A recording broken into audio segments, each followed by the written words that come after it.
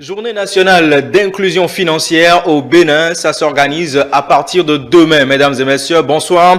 Bienvenue à la dernière partie de votre émission 120 minutes Actu Soir sur E-Télé. Nous abordons la partie débat de votre programme et ce soir, on va parler de l'inclusion financière avec cette activité que parraine le ministre d'État Abdoulaye Bio-Tchane. Il s'agit de la Journée nationale d'inclusion financière qui démarre demain au Palais des Congrès de Cotonou. On va voir les tenants et les aboutissants de cette journée. Il s'agit de 2 journées pour aller au cœur des finances dans notre pays, parler bien évidemment des finances de façon inclusive. C'est un grand programme qui réunit plusieurs acteurs des domaines des finances. En tout cas, on aura le temps d'évoquer ce sujet avec nos invités ce soir. Didier Makou, bonsoir. Bonsoir Dias, bonsoir chers téléspectateurs. Didier, merci de votre disponibilité, chroniqueur politique, je le rappelle. En face de Didier Makou ce soir, Briston Amoussou Guénou, bonsoir. Bonsoir Monsieur Abias, bonsoir chers téléspectateurs. Il est acteur politique. Allez Briston, merci de nous gratifier ce soir de votre temps, ça nous honore. C'est moi. À partir de demain, une activité inédite, un événement inédit va s'ouvrir au Palais des Congrès de Cotonou. Il s'agit bien sûr des journées nationales d'inclusion financière. C'est une première au Bénin, n'est-ce pas à saluer, Briston? Rebonsoir chers téléspectateurs. Je suis vraiment sidéré par tout ce que vous faites ici à E-Télé parce que ce n'est pas toujours le cas un peu partout que nous ayons la chance et surtout l'opportunité de parler d'affaires, des finances, de ce qui pourrait impacter les foyers, la vie des uns et des autres dans le pays, surtout le côté social dont nous parlons au quotidien. Je crois que c'est une occasion rêvée que nous devons saisir dans la cité, que les uns et les autres doivent pouvoir saisir dans la cité pour effectuer très massivement le déplacement de demain. Je crois que c'est le 9 et le 10, parce que j'ai eu dire que c'est une grande messe au cours de laquelle des opportunités non négligeables seront données aux jeunes, aux artisans, aux hommes et aux femmes qui aspirent à devenir autonomes dans la cité. Et la conférence, cette conférence de haut niveau qui est planifiée, qui est annoncée pour 2 jours, je crois, au Palais des Congrès de Cotonou, je crois que c'est une occasion que nous ne devons pas rater. Je vais inviter les uns et les autres à effectuer le déplacement pour comprendre qu'il y a toujours quelque chose à faire quelque part et les opportunités ne doivent jamais manquer.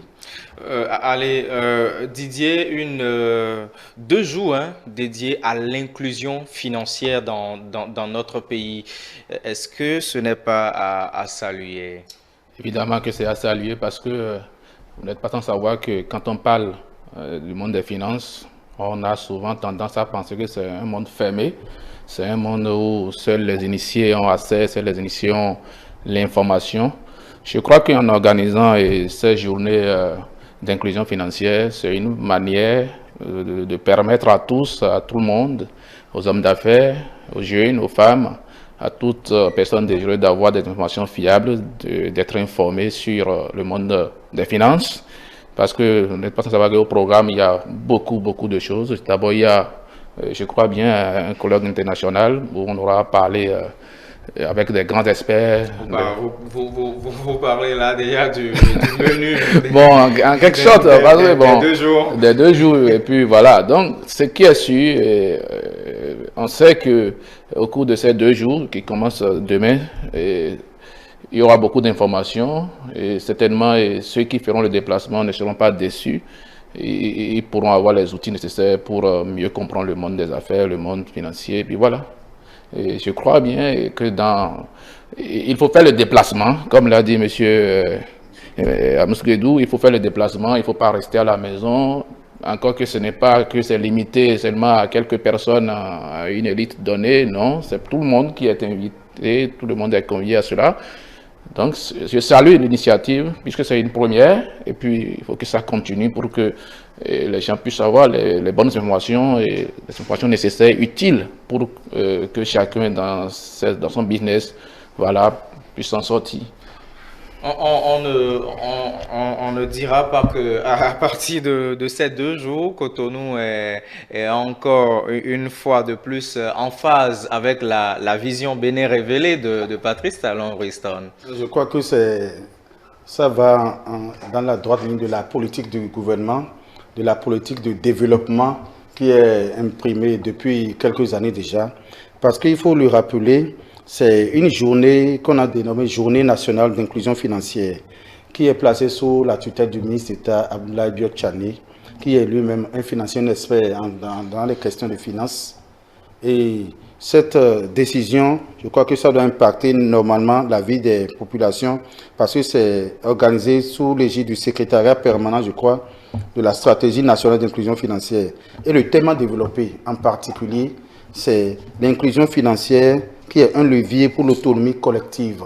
Qu'est-ce que ça veut dire en fait? Quand on parle d'autonomie collective, c'est la recherche des voies et moyens, la recherche des solutions, des stratégies liées à l'emploi, liées aux facteurs de développement, liées à la question de la recherche de financement pour que les jeunes aujourd'hui aient ce plaisir de se trouver des activités lucratives qui pourront vraiment être porteuses et d'espoir en matière de finances, en matière d'autonomie et surtout en matière de business, comme le dirait l'autre.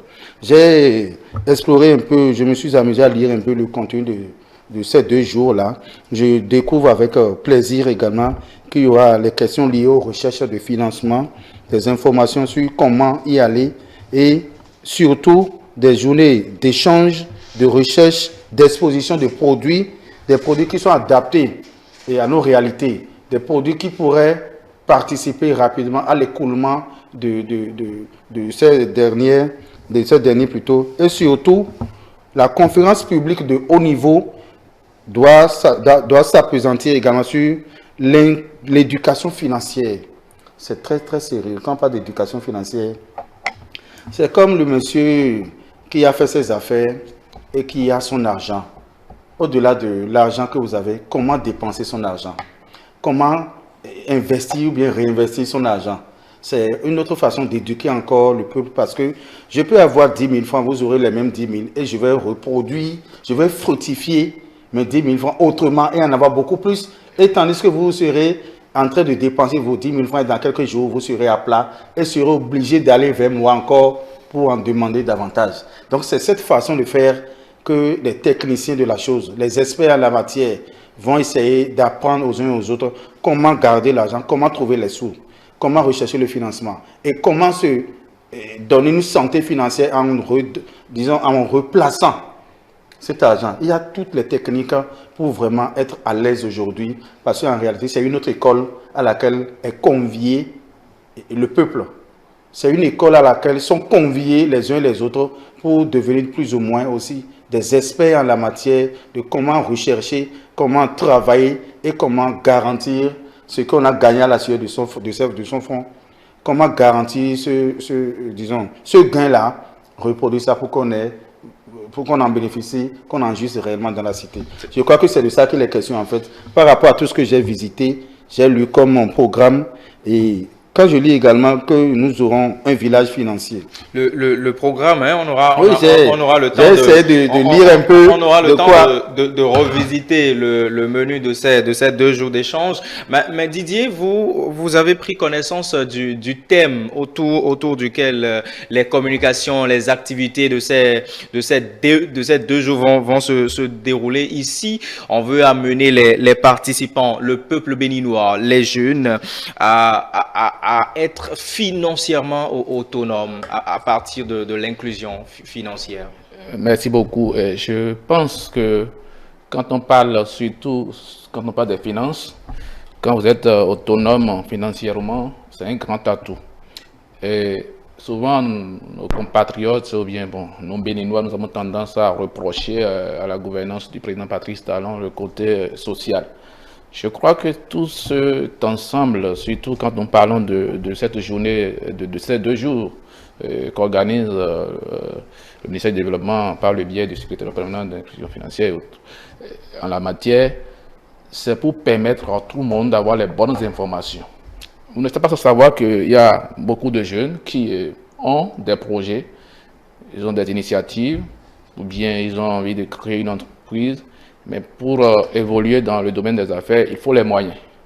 Et pour que vous ayez les moyens, il faut que vous ayez les bonnes informations. Bonnes informations par rapport au microcrédit, bonnes informations par rapport aux banques, aux assureurs, tout ce ensemble qui constitue le monde des finances. Si vous n'avez pas cette information, vous avez beau avoir les idées, le projet, il vous faut du financement. Et quand vous n'avez pas le financement, le projet reste là sur papier. Parce que moi, je ne suis pas adepte de ceux qui pensent qu'on peut commencer à 0 francs. Non. Pour que votre projet puisse aboutir, il vous faut de l'accompagnement en termes de finances. Donc, ces 2 jours, je crois que si les gens y participent, ils auront des informations, surtout avec tout ce que j'ai comme information, et surtout les experts du monde des affaires, des finances, les assureurs, les micro-finances et autres, tout ce monde-là sera là. Et si vous y allez, c'est tellement que vous aurez les informations utiles par rapport à vos projets, à vos initiatives. Et tout ceci rentre dans le cadre du social aussi. Parce qu'un jeune qui a un projet, qui a le financement, a la bonne information pour avoir le financement, et il commence par développer son entreprise, il commence à développer son projet, il évolue, tout contre-fait, à un moment donné, il sera autonome financièrement. Et quand il est autonome, je crois que c'est le social aussi. Il ne sera plus là à se plaindre, comme beaucoup d'entre nous jeunes, où on ne va pas à la recherche de l'information. Je dis, le gouvernement fait quand même de son mieux, fait beaucoup de son mieux. Le problème surtout, c'est aussi l'information que la jeunesse n'a pas, que nous n'avons pas, qui nous retarde. Je m'étais étonné quand la dernière fois on me parlait d'un financement qui est exclusif pour la jeunesse, mais je n'avais pas l'information.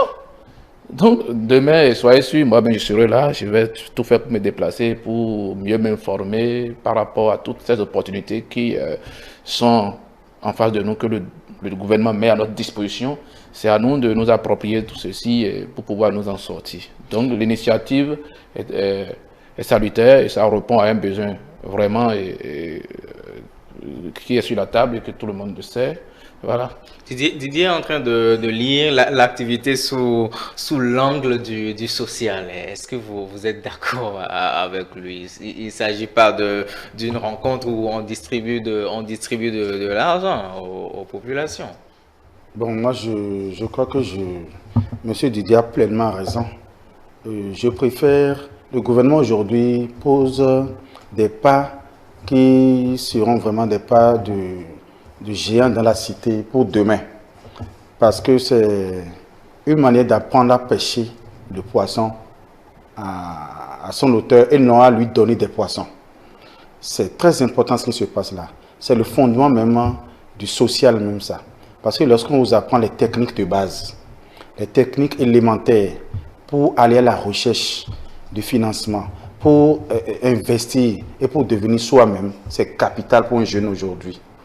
Et ce que le gouvernement fait, je crois que je souhaiterais que les presses vulgarisent ça davantage, que cela soit amplifié et que le politique et la politique ne prennent pas toujours le pas sur le social, sur le réel. Parce que quand on parle du social, je crois que c'est même le terreau du social, ça. C'est le ciment même du social. Parce que demain, vous avez, toi jeune, tu as une opportunité en or de te retrouver devant des experts, de poser toutes les questions que tu veux, de demander les sources de financement, de demander l'écosystème financier, comment ça fonctionne, comment aller à la recherche du financement, comment y parvenir, par quelle alchimie. Je crois que tu as au moins l'occasion en or de demander par où passer pour atteindre cet objectif qui te tient à cœur, qui me tient à cœur, moi particulièrement, parce que je suis dans ce domaine et je crois que je serai certainement parmi les premiers demain à me positionner à l'une des premières places pour mieux comprendre ce qui va se passer, parce que c'est les occasions de ne pas rater. Loin de la politique, loin du politique, loin de tout ce qui se passe, je crois que c'est une occasion rêvée dont moi personnellement j'ai toujours rêvé, et je demande à toutes celles et ceux qui ont envie de devenir eux-mêmes demain, de devenir comme les Dangote de demain, ils ont pris par là, parce que sans formation de base, sans information, vous n'avez pas votre chapitre. On dit souvent que l'information a le pouvoir. Et c'est ce pouvoir financier-là, c'est à cela que nous sommes conviés demain. Je pense que c'est très important cette émission que nous faisons ici pour appeler à cette table de rencontre des leaders de demain. Parce que c'est une formation, c'est une messe pour les leaders de demain en fait. Et ceux-là qui aspirent à devenir ces leaders de demain doivent se déplacer pour comprendre. Parce que quand je lis opportunité de financement, quand je lis opportunité de financement fiable et crédible, avec en ligne de mire des experts en assurance, des banquiers, des experts en finance, c'est-à-dire ce brassage de ces experts qui pourraient toujours impacter les jeunes et les motiver davantage, leur donner le goût à l'entrepreneuriat, le goût à tout ce qu'on peut entreprendre dans la vie pour devenir grand. Je crois que je dois saluer cela et demander au gouvernement de multiplier ces genres d'initiatives dans les contrées, pas seulement à Cotonou, mais dans les 12 départements du Bénin, de façon déconcentrée, pour que les jeunes qui sont loin de Cotonou, loin de la portion centrale, soient aussi informés de ces opportunités et que la mayonnaise prenne pour une qualité, une relève efficiente en la matière et que le mouvement économique prenne aussi son essor. Didier, c'est vrai que quand on considère le contexte actuel, certaines personnes pourraient prendre ces genres d'initiatives comme de la part pour impressionner les populations à la base. Ben, je pense pas. Je pense pas. Je me retrouve pas dans ce registre parce que le président Talon, il y a une différence que moi j'ai notée dans sa manière de faire les choses. Il a toujours tendance à vous apprendre à pêcher. Le doyen vient de le dire brièvement. Je crois que l'initiative de ces 2 jours d'inclusion financière rentre dans ce cadre-là. Rentre dans ce cadre d'apprendre, de présenter les opportunités, de mettre les gens au parfum de la bonne information, de l'information crédible, qui vous permet d'être autonome. Quoi qu'on dise, au-delà de la politique et tout ce que les gens vont dire, un être humain qui n'a pas l'autonomie financière, qui n'est pas autonome financièrement, je vais dire, il reste à faire. Il est vulnérable à tous les coups. Vous voyez, nous sommes en train de parler des élections présidentielles, de tout ce que vous savez, des élections générales qui se profilent à l'horizon. Il y a beaucoup de jeunes, comme moi, beaucoup de jeunes qui sont certainement manipulés, juste parce que, voilà, ils ne sont pas peut-être autonomes financièrement, ils n'ont pas une occupation donnée. Et aujourd'hui, nous ne pouvons pas dire que tout le monde doit attendre l'État central pour être soi-même. Et l'État aussi est dans cette dynamique-là, en nous permettant d'avoir cette information et en organisant toutes ces activités pour que chacun se prenne véritablement en charge et savoir qu'il faut se construire soi-même. L'État accompagne. L'État accompagne. Parce que vous n'êtes pas sans savoir, quand on parle des journées d'inclusion financière, ce qui est sûr, c'est carrément une aubaine où vous avez les informations nécessaires, où on vous met au parfum de tout ce qu'il vous faut pour que si vous avez des projets, vous avez besoin de financement, vous savez vers qui aller. Parce que nous allons y revenir tout à l'heure quand on parle du village financier, c'est certainement qu'il y aura des rencontres, il y aura des gens qui viendront, des maisons d'assurance, de banques, de microfinance qui viendront et que vous irez vers eux demander chez vous pour avoir les financements pour son projet, quelles sont les démarches, tout ça. Parce que tout le monde n'a pas, je répète cela, tout le monde n'a pas les bonnes informations. Beaucoup de jeunes ont des projets, ont des choses qu'ils veulent faire. Mais le projet est là, il n'a pas de financement. Eh bien, ça dort. Et puis voilà, et un politicien l'appelle quelque part là-bas, viens, tu prends 5 000, et puis voilà, il se met à casser. Et puis voilà.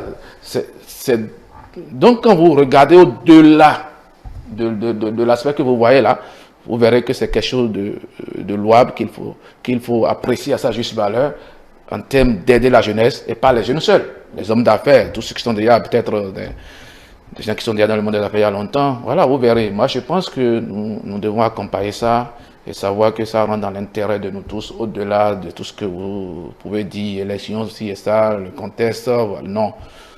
Le gouvernement a une dynamique que nous connaissons déjà, mettre les gens au travail, leur donner des opportunités, de comprendre ce qu'il faut faire pour s'en sortir. C'est toujours la même démarche qui continue. Vous pensez, Preston, que c'est toujours la même démarche qui continue? Quand je prends un livre et que je lis ce livre, j'ai toujours quelque chose à y tirer. C'est comme c'est une messe économique demain, après-demain. C'est comme une conférence nationale économique liée à la vision actuelle du gouvernement, qui est de mettre les jeunes au travail et de leur donner, de leur offrir des opportunités qui leur permettront de devenir eux-mêmes demain, comme le dirait l'autre. Donc c'est pour vous dire qu'en réalité, cessons de voir la politique un peu partout.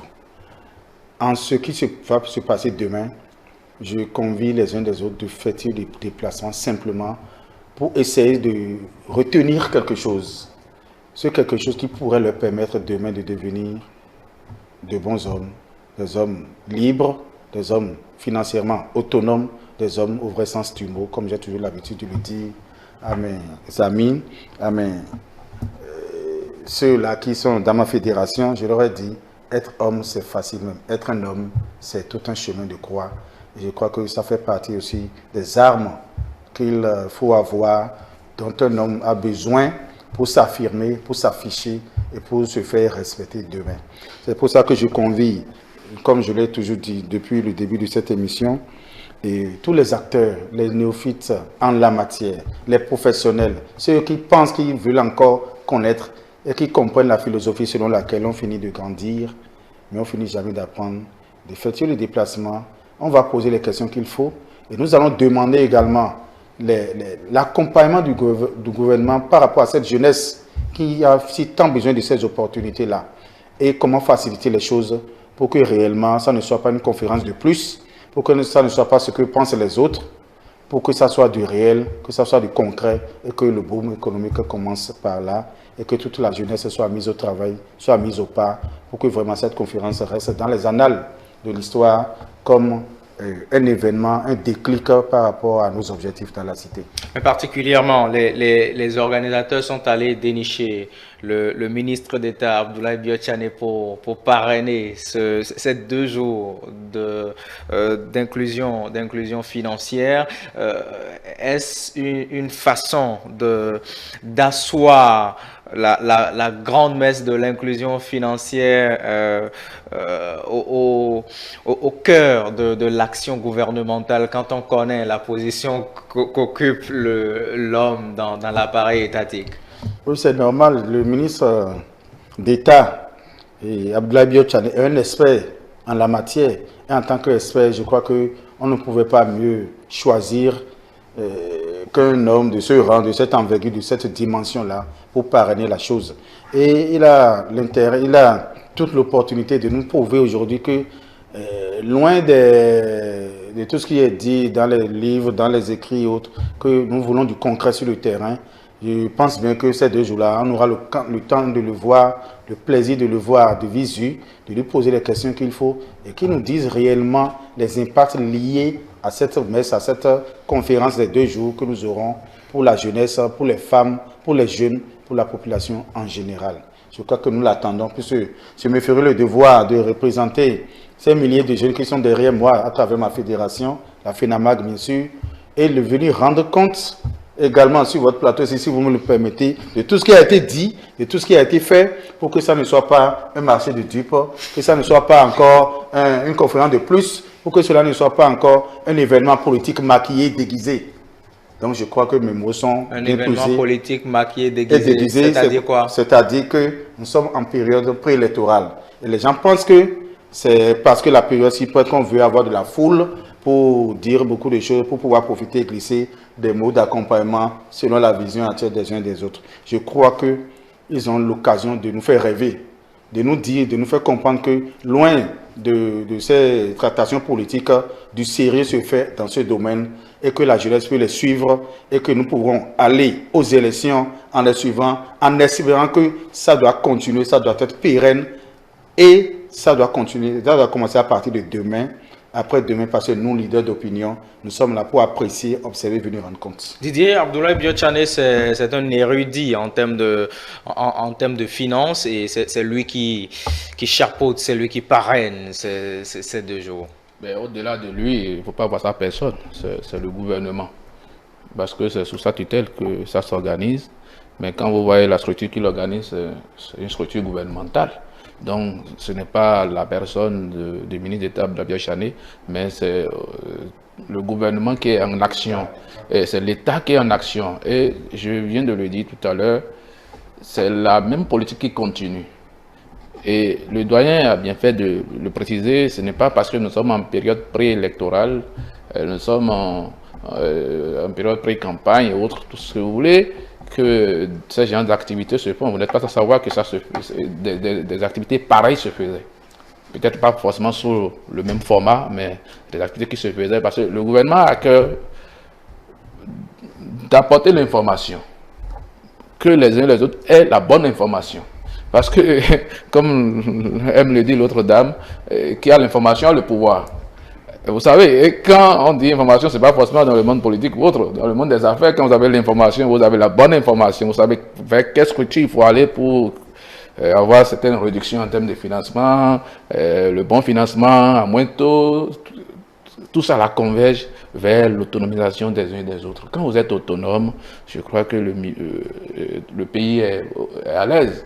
Parce que le politique, je parle de l'homme politique, hein, le politique, lui, son souci réel en réalité, c'est de voir les uns et les autres, chacun à l'aise, calme dans sa maison. Et quand les gens disent que l'argent ne circule pas, l'argent va circuler aussi à travers ces moyens-là. Si les gens ont des projets, ils ont la bonne information, ils sont allés auprès des structures, ils ont le financement qu'il faut, et que chacun est au travail, chacun fonctionne, son entreprise fonctionne, cette affaire fonctionne, l'argent va circuler. Donc, le social, c'est aussi cela. C'est pourquoi je précise que le social, c'est aussi le social, c'est pas qu'on se mette à distribuer de l'argent de maison en maison. Non, il faut structurer les choses et permettre à chacun, à tous, parce que quand vous irez à ces 2 jours d'inclusion financière, il y aura certainement des acteurs privés, des banques privées et autres, mais il y aura aussi des structures étatiques qui sont dans le domaine du financement des activités des jeunes, des projets des jeunes. Et vous savez qu'il y a plusieurs structures quand même étatiques qui ont pour vocation ce domaine-là.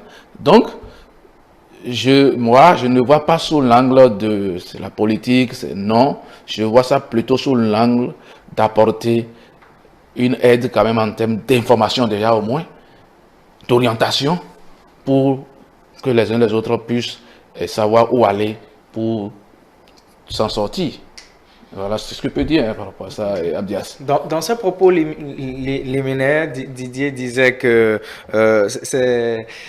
c'est à croire que les acteurs du monde financier ne sont pas accessibles à tout le monde, mais ces genres d'occasions sont de très belles opportunités pour pouvoir accéder à eux quand on considère un peu l'agenda, le menu de ces 2 jours d'activité financière. C'est ce que je disais tantôt. Je disais que c'est une opportunité en or que de rencontrer ces experts que nous n'avons pas souvent l'habitude de voir, de rencontrer. Et si l'opportunité nous est donnée aujourd'hui par le gouvernement, par l'État béninois, d'aller au contact de ces messieurs qui ont je ne dirais pas la science infuse, mais qui ont ce qu'il faut pour guider les uns et les autres vers l'autonomie financière, je crois que c'est salutaire. Et il faut que ces genres d'initiatives soient multipliées, soient dédoublées à travers le pays, à travers des trucs beaucoup plus réguliers, afin que nous ayons ces opportunités-là régulièrement de les côtoyer et d'avoir les informations réelles en temps opportun, ce qu'il faut pour toujours titiller le bonheur que nous souhaitons de tous nos voeux. Donc je pense qu'il n'y a rien à dire davantage, sinon que d'encourager le fait, de féliciter le gouvernement, de féliciter tous celles et ceux qui ont eu l'initiative et l'ingénieuse idée de regrouper tout le peuple, parce que, je le rappelle, l'entrée est libre, l'entrée est gratuite. Donc je crois que tout le monde a l'opportunité demain et après-demain d'entendre, d'écouter, de se ressourcer et d'aller au contact de ceux-là qui nous font, ceux-là qui font les hommes d'affaires, ceux-là qui font les grands hommes. Parce que tu es un grand homme aujourd'hui quand tu as le minimum social commun. C'est quoi le minimum social commun? Le minimum social commun, que vous savez, que nous savons, il faut avoir le minimum financier, il faut avoir cette facilité d'assouvir ces 5 besoins fondamentaux de l'homme et répondre quand le besoin financier se pose à ta famille, à tes proches, à tes amis, c'est là où on peut te qualifier d'un homme véritablement masculin. Briston, il y a des acteurs, hein, des acteurs qu'on ne retrouve pas forcément tout le temps, mais sur ces 2 jours, ces acteurs-là sont annoncés. Il s'agit bien sûr des assureurs. Ce ne sont pas seulement les assureurs qui sont annoncés, puisque j'ai essayé de feuilleter un peu, j'ai vu un peu la feuille de route. Il y a les banquiers qui sont annoncés, il y a les assureurs qui sont annoncés, il y a Je mets un point particulier sur les assureurs parce que vous connaissez tout le mythe qu'il y a autour du secteur des assurances, de l'assurance dans oui, c'est pour ça que je les mêlais à ceux-là qu'on n'a pas l'habitude de voir souvent. C'est pourquoi je disais tantôt que c'est une occasion en or et rêvée pour que nous côtoyions vraiment ces acteurs de l'ombre qui, derrière le rideau, sont très forts, très puissants et que nous aurons certainement l'opportunité de rencontrer au cours de ces 2 jours. Le gouvernement a voulu faire sortir, voulu lever un coin de voile sur ce mythe-là qui ne nous permettait pas vraiment de rencontrer ces hommes de l'homme très puissants financièrement et qui sont les Manitou de comment atteindre cette liberté financière. Et je crois que demain et après-demain, moi, je me ferai le devoir de faire ce déplacement, de remercier le gouvernement, mais en disant quelque chose. On doit les voir. Il ne doit pas avoir de restrictions au point où notre déplacement serait juste un effet de foule de masse pour nous bluffer. Non, je pèse bien mes mots. Il faut que nous ayons l'information réelle, qu'on ait la facilité de leur poser des questions, d'écouter, de les écouter et de gagner quelque chose au cours de ces 2 jours pour qu'au sortir, au soir de cette messe, qu'on puisse être vraiment équipé, ressourcé pour être prêt à aller aussi à l'assaut du bonheur financier, de l'indépendance financière et surtout partager l'information vers ceux-là qui ne sont pas arrivés.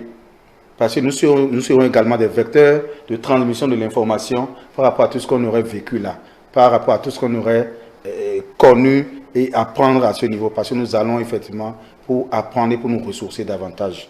Donc, ils ont dit brassage. Il y aura brassage entre les acteurs financiers. Je crois qu'il y aura exposition des produits et des produits liés, spécifiques liés à notre vivre ensemble ici, c'est-à-dire à comment, ce dont nous avons besoin pour que ça soit bien écoulé. On aura des thématiques liées un peu à ces genres de choses. Je crois que ce n'est que... Je pense que là, vous voulez parler des produits financiers qui seront en exposition. Oui. Ils ont parlé d'exposition des produits financiers. Je crois que ce n'est que du bonheur annoncé pour la population.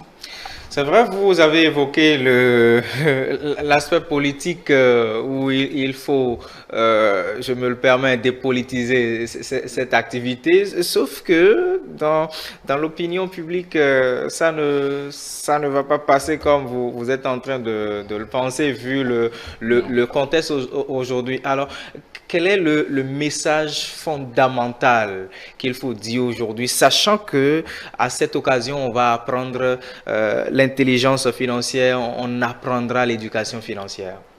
Je ne comprends pas pourquoi on veut forcément considérer une activité organisée par le gouvernement qui a toujours organisé les activités, toujours d'une activité. On ne peut pas parler de politique à propos de ce qui va se passer par rapport à ces journées d'inclusion financière.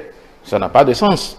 Ça n'a pas de sens parce qu'on n'a pas dit qu'à ces 2 jours, seuls sont invités ceux qui crient Wadaï Wadaï. Non, on n'a pas dit ça. Et on n'a pas dit seuls ceux qui crient tel autre nom. C'est pas ça. On a dit les citoyens. Et je pense que dans ce que nous avons tous lu comme message qui annonce l'événement, il n'est pas écrit, il n'est pas dit que si vous venez, on va vous demander d'abord votre identité politique. Donc, je pense qu'il nous faut comprendre qu'il ne faut pas toujours mettre la politique en tout. Surtout quand il s'agit d'une activité aussi importante pour la jeunesse, d'une activité aussi primordiale pour l'autonomie. Parce que, regardez le thème dit quoi? L'inclusion financière, un levier pour l'autonomie collective. L'expression autonomie collective dit tout. C'est quoi le souci du gouvernement en organisant cela? C'est pas que, bon, voilà, les gens qui me soutiennent, il faut qu'ils aient l'autonomie. Non. On a dit autonomie collective de tous les Béninois, de nous tous. C'est de ça qu'il s'agit. Et quand vous déclinez tout ce qui va se passer, tout ce qui va se faire, il n'est jamais question d'une communication sur un aspect politique. Non, tout est du domaine des finances, tout a rapport avec les finances, et que tous ceux qui auront à intervenir n'auront qu'à parler des finances. Ceux que vous allez rencontrer, vous n'allez pas rencontrer une microfinance et il va commencer par vous parler de la politique. Non, vous avez un projet, vous avez une activité que vous voulez développer, vous allez parler de ça. Vous n'allez pas dire, bon, je suis venu vers vous parce que je soutiens. Ça n'a pas de sens. Donc, je vous en prie, M. Abdias, laissons la politique de côté. Parlons de la réalité à nos compatriotes, parlons de la réalité à nos frères et sœurs pour qu'ils comprennent que ce qui est programmé là, ce qui va se faire là, ça nous concerne tous, ça n'a rien à voir. Et c'est en cela que j'ai toujours dit, il y a un pan de ce qui se fait actuellement, qu'on soit je suis opposant, je suis ci, je suis ça, tout le monde est d'accord au-delà de tout ce que nous pouvons dire de politique, que quelque chose de bien se fait. Autrefois, quand il y a les campagnes comme ça qui s'annoncent déjà pour les élections présidentielles, tout le gouvernement est en lambeaux et chacun est dans son village, chacun est dans sa ville natale, et puis voilà, et on se met à distribuer de l'argent pour acheter les consciences et tout ça. Ce gouvernement fait la différence. Malgré que tout est déjà en ligne, en orbite pour les élections, le gouvernement s'attelle toujours à faire tout ce qui est de son devoir pour que chaque Béninois, quelle que soit son obédience politique, se sente à l'aise. C'est de ça qu'il s'agit. Donc, il n'est pas question de... Attendez, si un jeune a un projet, d'accord, qu'il soit peut-être démocrate ou bien FCB, qu'il soit peut-être, bon, en tout cas, qu'il ne soit pas d'accord avec le gouvernement en place, et demain, il est là-bas. Il rencontre une banque, parce qu'il y aura des échanges, surtout parlant du village financier, il rencontre un acteur du monde des finances, bien une banque, et puis il présente son projet. Le projet est un projet que la banque a trouvé que c'est un projet quand même pertinent. Il va lui demander, vous êtes de quel parti politique d'abord, avant de le financer? Vous êtes d'accord avec moi qu'il ne va pas demander ça? Donc c'est pourquoi je demande aux uns et aux autres que nous n'allons pas toujours voir la politique en tout et en tout lieu, sachant qu'il s'agit du Béninois, et le gouvernement qui est là est pour tous les Béninois et pour tout ce qui se fait là, il faut profiter, c'est tout. C'est tout. Brixton. Bon, moi je pense que même si c'était de la politique, c'est de bonne guerre. C'est de bonne guerre. Il n'y a rien ne se fait dans le monde sans politique. La politique est le soubassement de tout. C'est une politique de développement aussi. C'est une politique économique. L'économie, le développement, tout est basé sur de la politique. C'est la politique du développement du pays qui est mise en exergue à travers ce qui veut se passer là. Donc, je crois que même si c'est politique, ce que fait le gouvernement, l'essentiel est que l'impact soit vraiment réel sur le peuple, sur la vie du pays, sur la population et sur le devenir des uns et des autres. Je ne vois en rien que ça soit de la politique ou la politique soit, ce n'est pas moi mon problème. Qu'est-ce que j'y gagne? Qu'est-ce que le Béninois qui fera le déplacement demain, il gagnera? Qu'est-ce que la jeunesse gagnera? Parce que le développement du pays se repose sur la jeunesse. Et ce qui veut se faire là, c'est pour éduquer, c'est une éducation économique de la cité, du peuple, de ces jeunes-là qui pensent qu'il faut toujours aller être fonctionnaire pour se suffire demain. Non, ce n'est pas vrai. Pour donner les armes qu'il faut. C'est pas forcément ça. Non, je dis... Quelqu'un peut être fonctionnaire, peut être fonctionnaire et entreprendre des choses. On peut être fonctionnaire, se suffire, comme on peut entreprendre et se suffire. Justement. Ce sont les armes... Ce point-là est capital. C'est très capital. Parce que nous avons tendance aujourd'hui à penser qu'il faut simplement fonctionner aujourd'hui, obligatoirement avant de devenir quelque chose dans la cité. C'est une manière de décoloniser un peu les esprits. C'est une manière de nous rendre plus ou moins indépendants de la pensée par procuration. Je ne veux pas, oui, je ne veux plus penser par procuration, il faut se libérer l'esprit. C'est une manière de donner, disons, une indépendance intellectuelle, une indépendance économique à ceux jeunes-là qui pensent toujours, qui rêvent toujours de devenir exclusivement, à partir de tous ces diplômes-là, fonctionnaires. Donc je pense que demain, nous aurons le temps de comprendre qu'au-delà de tout ce que nous pensons, il y a des opportunités, une carrière d'opportunités qui nous permettra de nous afficher, de nous affirmer demain et d'être vraiment autonomes financièrement parlant, en visitant ce village, ce brassage et en côtoyant cette sommité l'économie, du monde financier et en général, je crois que nous avons une opportunité en or que nous devons exploiter pour ces 2 jours-là. Et je demande que ces 2 jours-là ne s'arrêtent pas là, que ça soit pérenne. Et que même si c'est une politique de développement que je demande au gouvernement de bien vouloir perpétuer, continuer. Et ceux-là qui viendront demain, que ça continue pour que nous ayons une éducation générale et réelle en matière de finances, en matière d'autonomie et en matière de liberté économique. Merci. Didier, je vais vous permettre de dire les derniers mots puisqu'on n'a plus beaucoup de temps devant nous.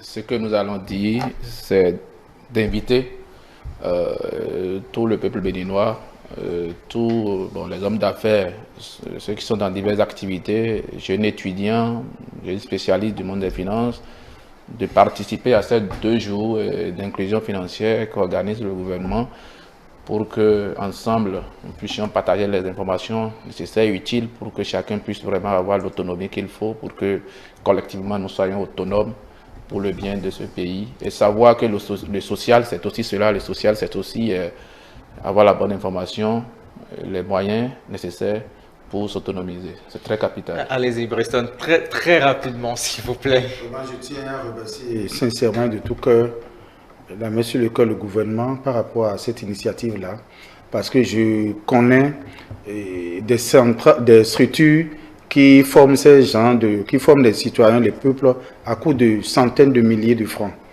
C'est des formations qui coûtent extrêmement cher.